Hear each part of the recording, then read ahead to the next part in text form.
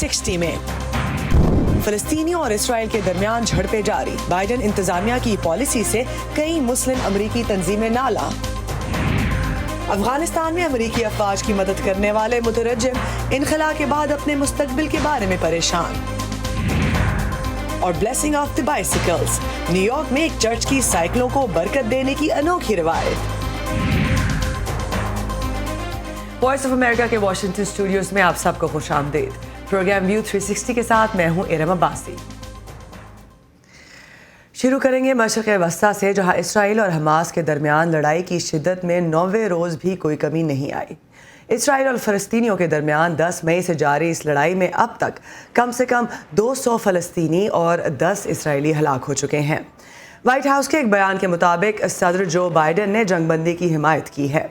White house की तर्जुमान जेन साकी ने कहा है कि अमेरिका खामोशी से इस मामले में अपनी सफारती कोशिशें जारी रखे हुए है, मगर अमेरिका में कई मुसलमान तंजीमों की नज़र में बाइडन इंतज़ामिया के बयानात फ़लस्तीनियों के ख़िलाफ़ इसराइली तशद्दुद की हिमायत करते हैं, जिस पर बतौर एहतजाज वाइट हाउस में होने वाली ईद की वर्चुअल तकरीब में कई तंजीमों ने बॉयकॉट किया है। अमेरिका ने अक़वाम मुत्तहिदा की सलामती कौंसिल को बताया है कि उसने इसराइल, फ़लस्तीनियों और दूसरों पर वाज़ेह किया है कि अगर फ़रीक़ैन जंगबंदी का सोचें तो अमेरिका इसके लिए मदद देने को तैयार है। अमेरिका सिफारती ज़राए की मदद से इस तनाज़े के खात्मे के लिए अनथक मेहनत कर रहा है। ईद उल फितर आमतौर पर पूरी दुनिया के मुसलमानों के लिए खुशी का वक्त होता है, लेकिन इस साल ईद न सिर्फ वबा की वजह से बल्कि इसराइलियों और फ़लस्तीनियों के दरमियान बढ़ते हुए तशद्दुद की वजह से मुतासिर हुई है, और इस वजह से कुछ अमरीकी मुसलमान तंजीमों ने एहतिताम हफ्ता वाइट हाउस की जानिब से ईद की बज़रिया इंटरनेट होने वाली तकरीब का बायकॉट किया।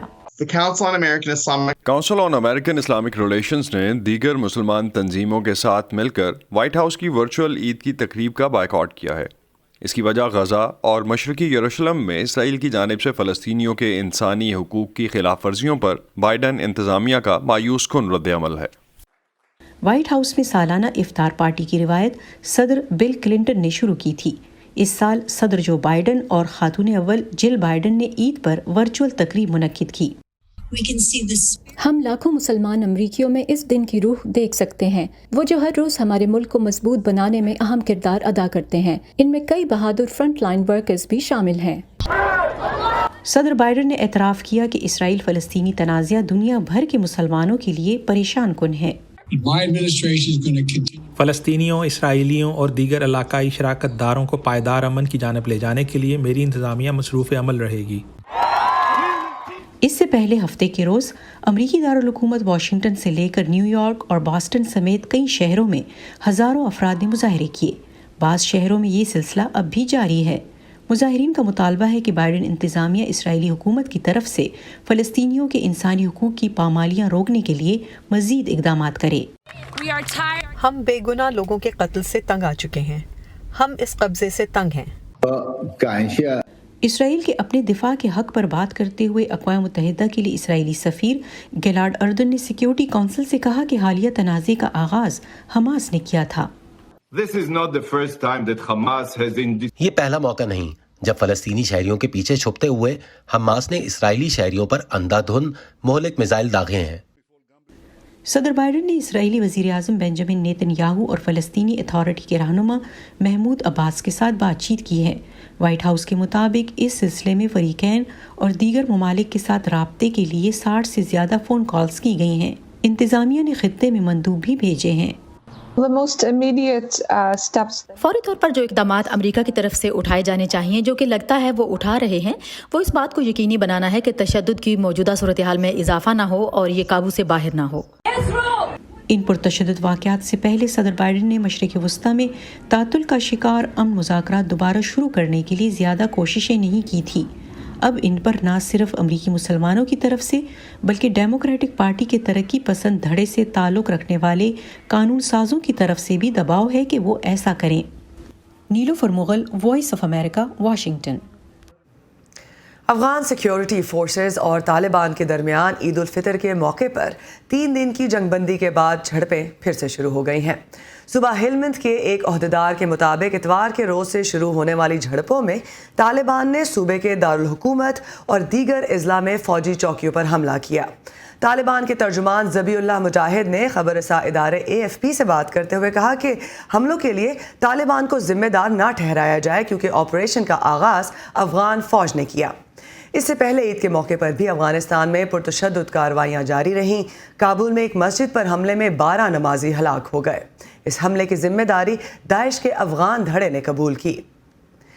افغانستان میں 20 سالہ جنگ کے دوران غیر ملکی فوجیوں اور افغان شہریوں کے درمیان رابطے کا کام کرنے والے انٹرپریٹرز کو خدشہ ہے کہ غیر ملکی دستوں کے انخلاء کے بعد طالبان اور دیگر جنگجو انہیں یا ان کے خاندان والوں کو نشانہ بنا سکتے ہیں۔ ایسے افراد کو سن 2006 سے جاری خصوصی ویزا پروگرام کے ذریعے امریکہ میں آباد کیا جا رہا ہے، لیکن اس وقت افغانستان سے ایسے ویزوں کے حصول کے لیے ہزاروں درخواستیں کارروائی کی منتظر ہیں، جبکہ امریکہ میں بسنے والے سابق انٹرپریٹرز افغانستان میں موجود اپنے ساتھیوں اور عزیز و اقارب کے لیے تشویش کا شکار ہیں۔ مزید تفصیل اس رپورٹ میں۔ ورجینیا کے شہر فریڈرکسبرگ میں رہائش پذیر یہ سابقہ افغان مترجم اپنے ساتھیوں کے 2 رشتہ داروں کی افغانستان میں ٹارگیٹڈ کلنگ سے ہلاکت پر سوگ کے لیے جمع ہیں۔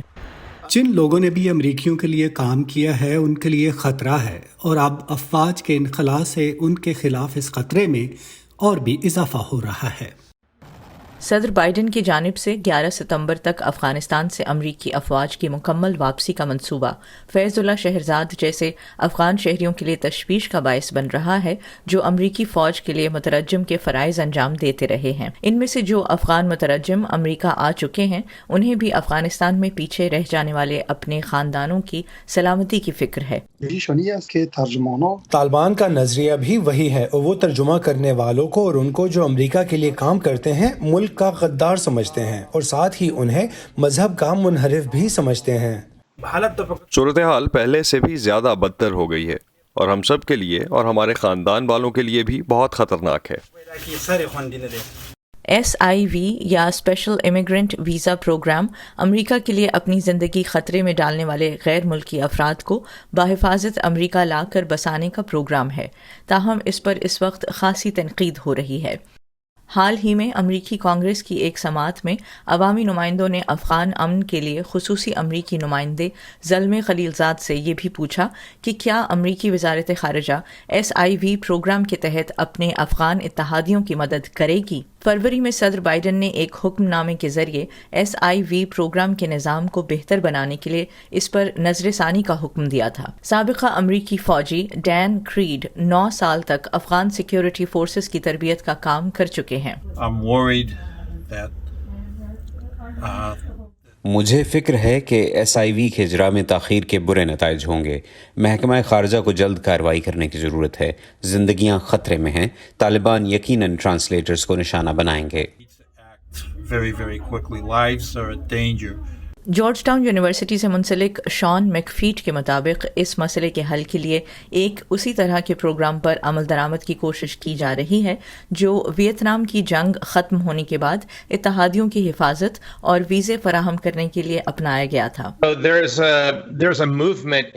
امریکہ میں ایک ایسی تحریک چل رہی ہے جسے سابقہ فوجی چلا رہے ہیں تاکہ امریکہ آنے والے خواہش مند افغان شہریوں کی امیگریشن میں آسانی کے وہ طریقے تلاش کیے جائیں جو ہم نے ویتنام کی جنگ کے بعد استعمال کیے۔ یہ کوشش DC میں امریکی فوجیوں اور حاضر سروس اور ریٹائرڈ جنرلز کی طرف سے کی جا رہی ہے اور اس کا زبردست نتیجہ نکلے گا۔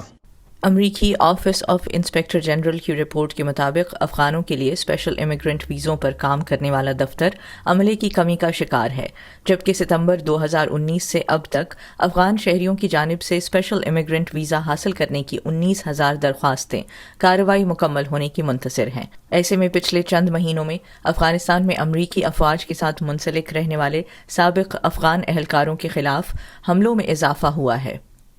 نخبت ملک، وائس آف امریکہ۔ پاکستان اور افغانستان کے درمیان ایک بار پھر الزامات کا تبادلہ۔ ایک جرمن جریدے کو انٹرویو میں افغان صدر اشرف غنی نے الزام عائد کیا کہ پاکستانی ریاست کا طالبان کے ساتھ گہرا تعلق ہے، پاکستان انہیں مالی مدد دے رہا ہے اور جنگجوؤں کی بھرتیاں بھی وہیں سے ہوتی ہیں۔ انخلا کے بعد دوستی یا دشمنی کا انحصار پاکستان پر ہوگا۔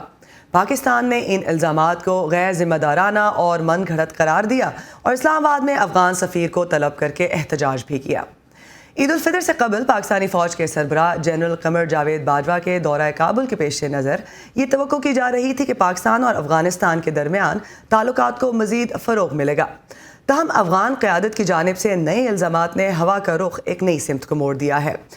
اسی حوالے سے بات کرنے کے لیے اس وقت نیو یارک سے ہمارے ساتھ موجود ہے تجزیہ کار جہانگیر خٹک۔ سب سے پہلے یہ بتائیے جہانگیر صاحب کہ اس سٹیج پر جبکہ امریکی افواج کا انخلا ہو رہا ہے اور طالبان کے ساتھ امن مذاکرات میں افغان حکومت کو دشواریوں کا سامنا ہے، پاکستان کی جانب افغان صدر کے سخت رویے کی اس سے کیا صورتحال پیدا ہوتی ہے اور اسے کیا ظاہر ہوتا ہے کہ پاکستان اور افغانستان کے تعلقات اس وقت کہاں کھڑے ہیں؟ دیکھیے، جس طرح کے صدر اشرف غنی کی جانب سے جو ایک ترش بیان بازی شروع ہوئی ہے، اس کے بعد تو جو شائبہ نظر آ رہا ہے وہ یہی ہے کہ پاکستان اور افغانستان کے تعلقات ایک مرتبہ پھر اس نہج پر آ کھڑے ہو گئے ہیں، اگر قریب نہیں پہنچے تقریباً کھڑے ہو گئے ہیں، کہ جو کچھ عرصہ پہلے سے تھے، یعنی جب طالبان اور امریکہ کے درمیان جو مذاکرات تھے اس سے پہلے جو صورتحال تھی جس میں کہ بہت زیادہ تناؤ تھا تعلقات میں، شاید معاملات اسی طرف بڑھ رہے ہیں۔ اب سوال یہ ہے کہ اشرف غنی صاحب کو کیا ضرورت پڑی کہ وہ اس قسم کی زبان استعمال کریں۔ ایک اشرف غنی نہیں ہے بلکہ ان کے جو قریبی رفقا ہیں، جن میں ان کے جو نیشنل سیکیورٹی ایڈوائزر حمداللہ محب اور اس کے علاوہ ان کے آرمی چیف کی جانب سے جو گزشتہ چند دنوں میں بیانات آئے ہیں وہ انتہائی تشویشناک ہیں۔ یعنی اس سے کہیں بھی یہ ظاہر نہیں ہوتا کہ وہ پاکستان کو ایز اے پارٹنر ان پیس چاہتے ہیں، بلکہ پاکستان کے ساتھ وہ جو ہاسٹیلٹی کا ایک عنصر جو کہ پہلے پاکستان اور افغانستان کے درمیان موجود تھا اس کو کچھ زیادہ اجاگر کر رہے ہیں۔ اب اس سے چونکہ طالبان اور افغان حکومت کے درمیان مذاکرات مکمل طور پر تعطل کا شکار ہیں، اس میں کوئی پروگرس نہیں ہو رہی، اور یہاں مغرب میں بیٹھے، امریکہ میں بیٹھے جتنے بھی پالیسی میکرز ہیں ان سب کا یہ خیال ہے اور خوف ہے کہ شاید معاملات ان مذاکرات کے خاتمے کی طرف بڑھ رہے ہیں اگر رویے یہی رہے۔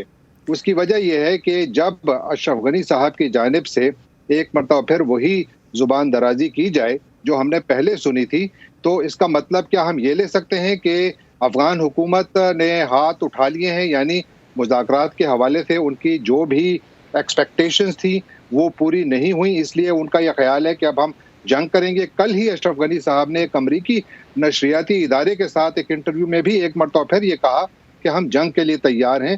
انہوں نے امن کا ذکر کہیں نہیں کیا، مذاکرات کے حوالے سے، ان کے مستقبل کے حوالے سے کوئی ذکر نہیں کیا۔ تو اس لیے یہ بیانات کو پاکستان اور افغانستان کے جو تعلقات ہیں اس کے تناظر میں دیکھنا تو بالکل کوئی برائی نہیں ہے اس میں، اور نیچرل بات بھی ہے۔ پاکستان کا غم و غصہ بھی اپنی جگہ پر جائز ہے، کیونکہ گزشتہ دنوں ہی پاکستان کے آرمی چیف خود چل کر کابل گئے اور وہاں پر ان کو ایشورنس دیا کہ پاکستان افغان جو امن کا عمل ہے اس کو مکمل سپورٹ کرتا ہے۔ اس کے بعد اس قسم کے بیانات سے خوف یہ ہے کہ شاید افغانستان اس دوراہے پر پہنچ رہا ہے کہ جہاں پر راستہ وائلنس کی طرف جاتا نظر آ رہا ہے۔ یہ بتائیے کہ عید کے موقع پر 3 دن کی جنگ بندی پر طالبان اور افغان حکومت نے عمل کیا کسی حد تک، مگر اب جھڑپیں پھر سے شروع ہو چکی ہیں، تو پھر جنگ بندی کی کیا اہمیت دیکھتے ہیں آپ؟ جنگ بندی مجھے بہت مشکل نظر آ رہی ہے۔ دیکھیے، جو پوزیشنز لی ہوئی ہیں، یعنی اشرف غنی صاحب بالکل صاف ستھرا کہہ رہے ہیں کہ آپ نے ٹرانزیشنل گورنمنٹ لانی ہے، جو بھی کچھ لانا ہے میں نہیں جاؤں گا، میں صرف ایک ہی صورت میں جاؤں گا، اور وہ افغانستان میں اگر الیکشنز ہوتے ہیں۔ طالبان کا جو مطالبہ ہے وہ بالکل مختلف ہے، دونوں کی پوزیشنز بہت زیادہ ریجڈ ہیں۔ امریکہ اور دوسرے پاکستان اور دوسرے ممالک طالبان پر یہ زور ڈالتے رہے کہ وہ کم از کم عارضی جو جنگ بندی ہے اس کا اعلان کریں، لیکن وہ اس کے لیے تیار نہیں ہے، بلکہ مزار شریف کے قریب تو طالبان نے اپنی ایک پیرالل گورنمنٹ بھی بنا لی ہے، اور ان کی جو افواج ہیں یا ان کے جو فائٹرز ہیں وہ تو بڑے بڑے شہروں کے باہر کھڑے ہیں، قندھار سے وہ 8-9 کلومیٹر باہر بیٹھے ہوئے ہیں۔ اسی طرح جتنے بڑے شہر ہیں، ہرات کے ایک ان کا جو ڈسٹرکٹ ہے آج اس پر انہوں نے حملہ کیا ہے، تو یہ حملوں میں شدت آ رہی ہے جو ایک انتہائی تشویشناک بات ہے۔ اس میں کوئی شک نہیں ہے کہ افغان گورنمنٹ فوراً گرنے کا مجھے امکان نظر نہیں آتا، کیونکہ سوویٹ ودرول کے بعد جب ڈاکٹر نجیب اللہ کی حکومت تھی وہ بھی 3 سال رہی تھی، 3 سال تک افغان فوج اس وقت بھی لڑی تھی، تو میرا نہیں خیال کہ کوئی اس قسم کا کولیپس، امیڈیٹ کولیپس مجھے نظر آ رہا ہے، لیکن مجھے خون ریزی بہت زیادہ نظر آ رہی ہے اگر افغان قیادت میں جو اس وقت تقسیم تفریق اور اختلاف ہے وہ کم نہ ہوا، ختم نہ ہوا، اور ایک پیسفل پولیٹیکل سیٹلمنٹ کی طرف سب جانب سے، یعنی طالبان اور افغان حکومت کی جانب سے کوئی راستہ نہیں اختیار کیا گیا، تو یقیناً جو نتائج ہیں وہ سب کو صاف نظر آ رہے ہیں۔ یہ بتائیے، اگر ہم چین کی بات کریں تو چین افغانستان کے امن مذاکرات میں اہم کردار ادا کرتا آیا ہے۔ بین الاقوامی افواج کے انخلاء کے حوالے سے چین نے اپنے خدشات کا اظہار کرتے ہوئے کہا ہے کہ اس معاملے میں کسی جلد بازی سے خطے کو مزید خطرات کا سامنا کرنا پڑ سکتا ہے۔ امریکی انخلاء چین کے لیے کیا چیلنجز پیش کرتا ہے؟ میرا خیال ہے کہ چین کو دیکھیے، چین نے ہمیشہ، اگر ان کے آپ انٹرنیشنل ڈپلومیسی میں دیکھیں تو وہ ملٹری انگیجمنٹ سے ہمیشہ کتراتے ہیں۔ چین دنیا کے کسی بھی حصے میں دیکھ لیں، ان کی اب تو افواج موجود ہیں، یعنی افریقہ میں بھی انہوں نے اپنی بیسز بنا لی ہیں، افغانستان میں بھی کچھ علاقوں میں ایسی خبریں ہیں کہ چین اپنی تھوڑی بہت ملٹری پریزنس رکھ رہا ہے، لیکن وہ اپنے علاقوں کو محفوظ کرنے کے لیے رکھ رہا ہے کہ جو چین میں جو شدت پسند ہیں ان کو روکا جا سکے افغانستان سے جانے سے، لیکن وہ بالکل ملٹری انگیجمنٹ نہیں چاہتا۔ چین کے افغانستان میں بہت زیادہ انویسٹمنٹس ہیں، جتنے مائننگ بڑے کانٹریکٹس ہیں وہ چائنیز کمپنیز کے پاس ہیں، اور ان حالات میں امریکا جب باہر نکل رہا ہے، ابھی تک تو بنیادی طور پر جو چائنیز انویسٹمنٹس کو تحفظ دینے کے لیے جو جس جنگ کی ضرورت تھی یا جو فوج درکار تھی وہ تو امریکہ اور مغربی ممالک پیش کر رہے تھے، یا ان کی بائی ڈیفالٹ، یعنی یہ ان کا کوئی انٹینشن نہیں تھی، لیکن چونکہ وہاں پر موجود تھے تو چین کی جو سرمایہ کاری تھی، گرچہ اس کا کوئی تحفظ تو یقینی نہیں ہے، لیکن کم از کم ان کو تھوڑا بہت وہاں پر فائدہ ہو رہا تھا۔ اب جب امریکہ اور مغربی افواج افغانستان سے نکلتی ہیں تو ظاہر ہے کہ چین کو اپنے مفادات کے لیے وہاں پر زیادہ ایگریسولی آگے آنا ہوگا۔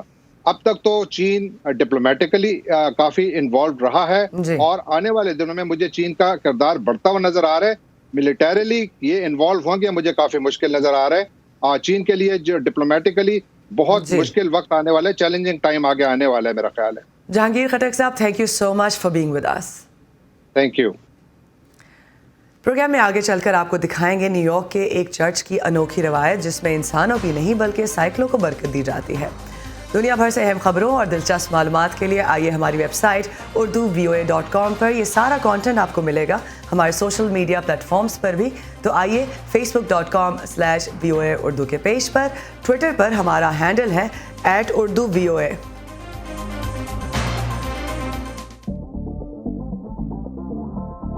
تب یہ تھا کہ اسٹیٹ جو تھی وہ آپ کو کنڈیم کرتی تھی اور عوام آپ کو اپریشیٹ کرتے تھے۔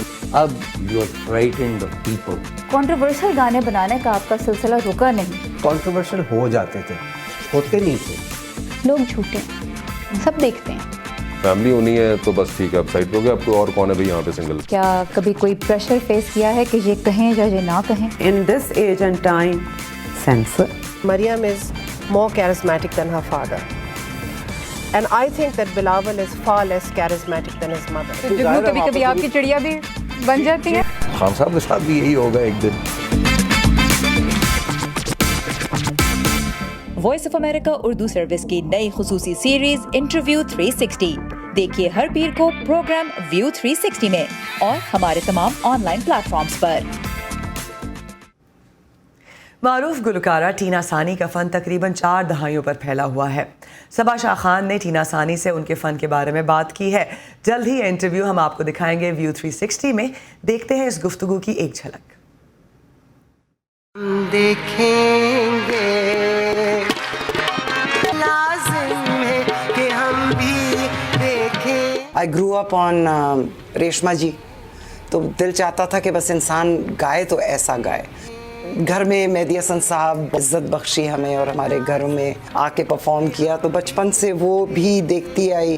میں باربرا اسٹرائسن کی سب سے بڑی دیوانی ہوں۔ کہ ہم بھی دیکھیں گے۔ اور آخر میں ایک بہت ہی انوکھی روایت۔ نیو یارک سٹی کا ایک چرچ 23 سالوں سے سائیکلوں کو برکت دے رہا ہے۔ بلیسنگ آف دی بائسیکلز کی یہ تقریب پچھلے سال تو کووڈ وبا کی وجہ سے ورچوئل انداز میں منعقد کی گئی تھی، مگر اس سال تقریب میں بہت سے لوگ اپنی ان سائیکلوں سمیت شریک ہوئے جن پر انہوں نے اس مشکل سال میں انحصار کیا تھا۔ نیو یارک کی بہت سی غیر معمولی روایات میں سے یہ روایت طویل عرصے سے جاری ہونے کی وجہ سے نمایاں ہے۔ پچھلے 23 سالوں سے ہر مئی کے اوائل میں سینکڑوں سائیکل سوار شہر کے سینٹ جان دی ڈیوائن گرجا گھر جاتے ہیں تاکہ ان کی سائیکلوں کو برکت مل سکے، یہاں تک کہ پالتو جانور بھی ساتھ آتے ہیں۔ یہ سینٹرل پارک جانا بہت پسند کرتی ہے، اور جب میں اپنی سائیکل پر سوار ہونے کے لیے تیار ہوتی ہوں تو یہ مجھے بڑی بے قراری سے دیکھتی ہے کہ آیا وہ بھی ساتھ جائے گی یا نہیں۔ وہ سائیکل پر سوار ہونے کے لیے بہت پرجوش رہتی ہے۔ گلین گولڈسٹائن نے اس غیر معمولی روایت کا آغاز کیا۔ وہ خود مذہبی نہیں ہیں لیکن سائیکل چلانے کے شوقین ہیں۔ انہیں یہ آئیڈیا اپنی ماں سے ملا۔ بہت سال پہلے میری والدہ نے مجھے ایک مزار پر موٹر سائیکلوں کو متبرک بنانے کی رسم سے متعلق ایک اخباری مضمون بھیجا تھا، اور سب اچھے بیٹوں کی طرح میں نے بھی مضمون لے کر پھینک دیا، اور بہت سالوں بعد میں نے سوچا یہ کوئی برا خیال نہیں ہے، تو میں یہاں اس خوبصورت گرجا گھر میں آیا اور کہا کہ میں آپ سے کیا ایک سوال پوچھ سکتا ہوں۔ میں کو شرمندہ بھی تھا کہ شاید انہیں میری بات پسند نہ آئے، لیکن وہ بہت اچھے تھے اور انہوں نے خیر مقدم کیا۔ ہم یہ 23 سالوں سے کر رہے ہیں، یہ 23واں سال ہے۔ جہاں تک اس رسم کے مقصد کا تعلق ہے، گلین کا کہنا ہے کہ وہ یہ سوچنا پسند کرتے ہیں کہ اس برکت کی وجہ سے وہ اور بہت سے دوسرے لوگ بھی محفوظ رہ سکتے ہیں۔ چرچ خوبصورت ہے اور بہت اچھا ہے کہ وہ یہ کرتے ہیں۔ میرے خیال میں یہ ایک خوبصورت تقریب ہے۔ مجھے یقین ہے اس سے مدد ملتی ہے۔ آپ کا ایمان ہے، آپ مدد حاصل کر سکتے ہیں۔ یہ بات تو یقینی ہے کہ اس سے کوئی تکلیف نہیں پہنچتی۔ جیسے ہی وبا میں شدت آئی، نیو یارک کے بہت سے لوگوں نے اس شدید متاثرہ شہر میں سائیکل کو نقل و حمل کے سب سے محفوظ ذریعے کے طور پر دیکھا۔ یہاں تک کہ چرچ کے رہنما اعتراف کرتے ہیں کہ انہوں نے 1 سال سے زیادہ عرصے میں ٹرین کا استعمال نہیں کیا ہے۔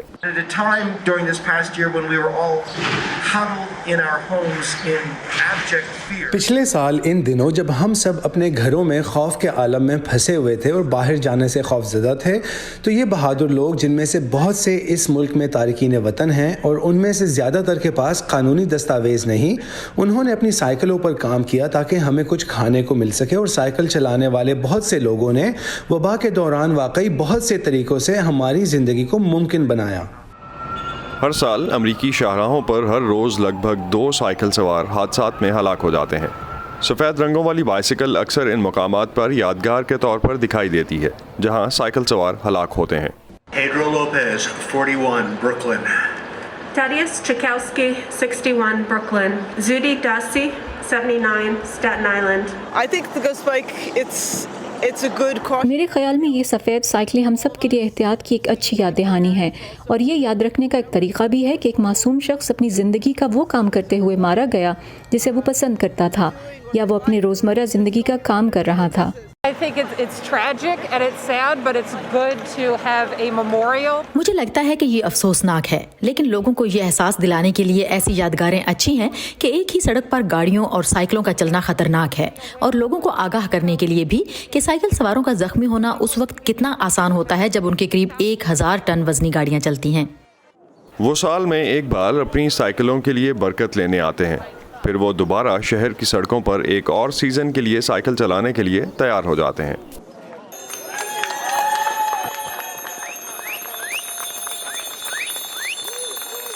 اینا نیلسن کے ساتھ اسد اللہ خالد، وائس آف امریکہ۔ اسی پہ ختم کرتے ہیں آج کا ویو 360۔ پروگرام کے بارے میں فیڈ بیک دینے کے لیے آپ آ سکتے ہیں facebook.com/VOA اردو کے پیج پر۔ اس کے علاوہ ٹویٹر اور انسٹاگرام پر ہمارا ہینڈل ہے @UrduVOA۔ اسی کے ساتھ ارب عباسی کو دیجیے اجازت۔